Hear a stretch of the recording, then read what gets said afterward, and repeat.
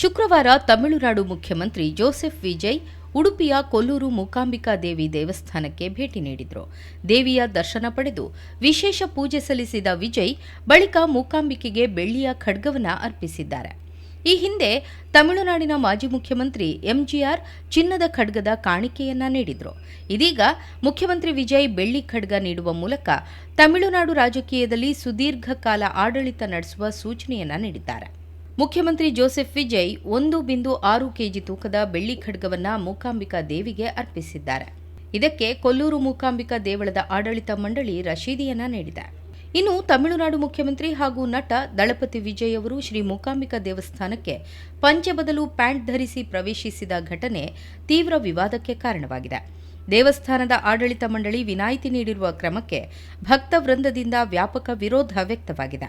ಶುಕ್ರವಾರ ಕೊಲ್ಲೂರಿಗೆ ಆಗಮಿಸಿದ Vijay shirt pant ಧರಿಸಿಯೇ ದೇವಸ್ಥಾನದ ಒಳಗೆ ತೆರಳಿ ದೇವಿಯ ದರ್ಶನವನ್ನ ಪಡೆದಿದ್ದಾರೆ. ಸಾಮಾನ್ಯವಾಗಿ ಕೊಲ್ಲೂರು ಕ್ಷೇತ್ರದಲ್ಲಿ ಪುರುಷ ಭಕ್ತರು ಶರ್ಟ್ ತೆಗೆದು ಪಂಚೆ ಅಥವಾ ಧೋತಿ ಉಟ್ಟು ದೇಗುಲ ಪ್ರವೇಶಿಸುವ ಸಂಪ್ರದಾಯ ಶತಮಾನಗಳಿಂದ ನಡೆದುಕೊಂಡು ಬಂದಿದೆ.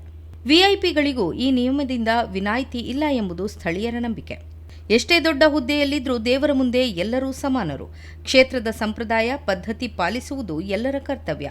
ಒಬ್ಬರಿಗೊಂದು ನ್ಯಾಯ, ಮತ್ತೊಬ್ಬರಿಗೊಂದು ನ್ಯಾಯ ಸಲ್ಲದು. ಹಿಂದೂ ದೇವಳದ ರೀತಿ ರಿವಾಜುಗಳನ್ನು ಆಡಳಿತ ಮಂಡಳಿಯೇ ಗಾಳಿಗೆ ತೂರಿದ್ರೆ ಹೇಗೆ?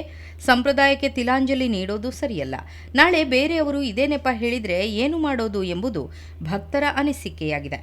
ವಿವಾದ ಭುಗಿಲೆದ್ದ ಬೆನ್ನಲ್ಲೇ ಹಿಂದೂ ಸಂಘಟನೆಗಳು ಹಾಗೂ ಸ್ಥಳೀಯ ಭಕ್ತರು ಆಡಳಿತ ಮಂಡಳಿಯ ನಿರ್ಧಾರಕ್ಕೆ ಆಕ್ಷೇಪ ವ್ಯಕ್ತಪಡಿಸಿ ಸ್ಪಷ್ಟನೆ ನೀಡುವಂತೆ ಆಗ್ರಹಿಸಿದ್ದಾರೆ.